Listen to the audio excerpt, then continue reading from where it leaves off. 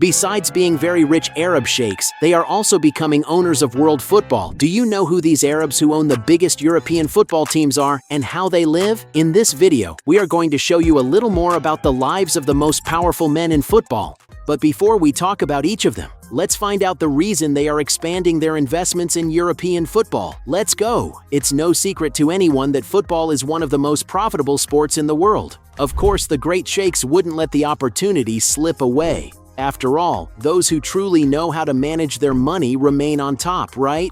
One of the great examples of this is the group that owns Manchester City, which controls 13 teams in 13 countries, moving billions in football. The group of the Sheikhs of the United Arab Emirates started in 2008 by acquiring Manchester City, investing more than €1 billion and winning an impressive 19 trophies. A great investment, isn't it? The problem was that since the investments of this same group, the club has faced accusations of violating financial rules. Under the executive direction of Ferran Soriano, former vice president of Barcelona, the group expanded globally, acquiring clubs in China, India, the United States, among others, and developing young talents all over the world. UEFA allows clubs with the same owner in the Champions League, but without negotiation between them. Well, it seems that beyond European football, they are really expanding their horizons to gain control of world football. What do you think about this? Comment below, but don't leave the video because now we are going to find out who these tycoons are, what their lives are like, and, of course, some of the luxuries they have to pamper themselves.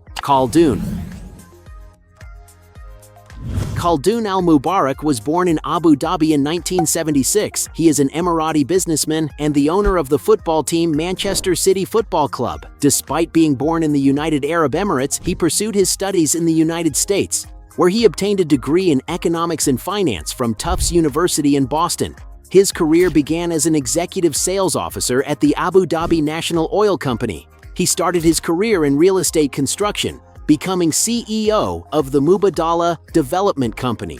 He is a member of several boards of directors and a member of the Executive Council for the Emirate of Abu Dhabi. Since the takeover of Manchester City FC by the Abu Dhabi United Group in September 2008, he became the chairman of this club. Since then, he has been the club's chairman, guiding it through triumphant moments and complex challenges. Beyond the sports world, Khaldoon Al Mubarak also plays a role in mining projects in South America. That is, he really knows where to multiply his money. Khaldoon Al Mubarak, with a fortune estimated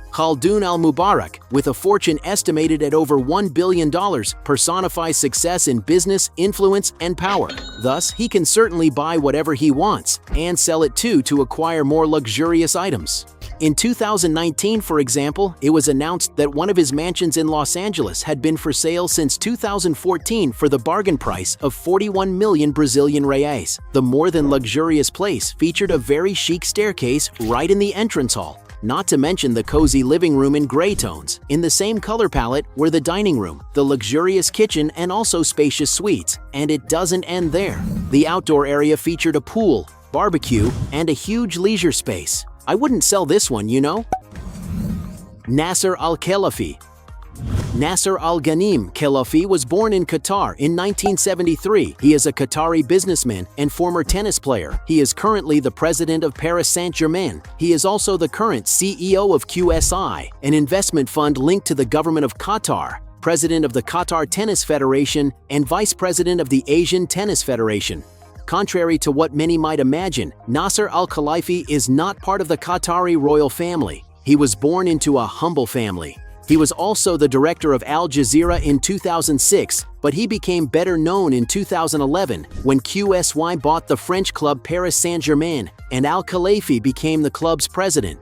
In addition to leading QSY and PSG, the executive is the president of the Qatar Tennis Federation and CEO of BIN Media Group, a media group that was born from the sports arm of the Al Jazeera network. There are no specific numbers available about Al-Khelaifi's fortune. Sheikh Mansour Sheikh Mansour bin Zayed bin Sultan bin Zayed bin Khalifa Al Nahyan was born in the United Arab Emirates in 1970. He is a sheikh and politician from the United Arab Emirates and a member of the royal family of Abu Dhabi. He is the half-brother of the current president of the United Arab Emirates, Emir of Abu Dhabi, Mohammed bin Zayed Al Nahyan. Outside the Emirates, he is more popularly known as the owner of Manchester City Football Club. Mansour has 2 wives and 6 children, and in addition to having a great passion for football, he also organizes horse racing competitions around the world through the Sheikh Mansour bin Zayed Global Arabian Flat Racing Festival. We can say that he is a man of sports. And a very rich man too, after all. According to the international press, celebrity net worth. In addition to football, luxury cars are also a passion of the Sheikh, who owns a Ferrari Enzo, a Lamborghini Reventon, a Mercedes SLR McLaren, and a Porsche 911 GT1.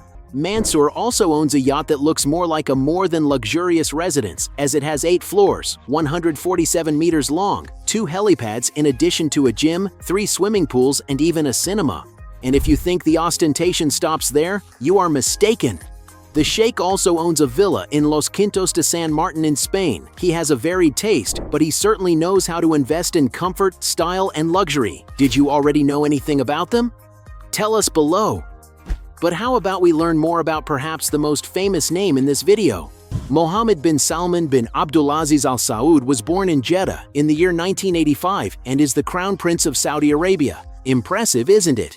But it doesn't stop there, because in September 2022, he became the Prime Minister of the Kingdom of Saudi Arabia and former Minister of Defense of the country. Mohammed is also the chief of the Royal Court of the House of Saud, being considered a dictator, according to the Washington Post and the Middle East Eye, and chairman of the Council of Economic and Development Affairs. That is having an extensive resume.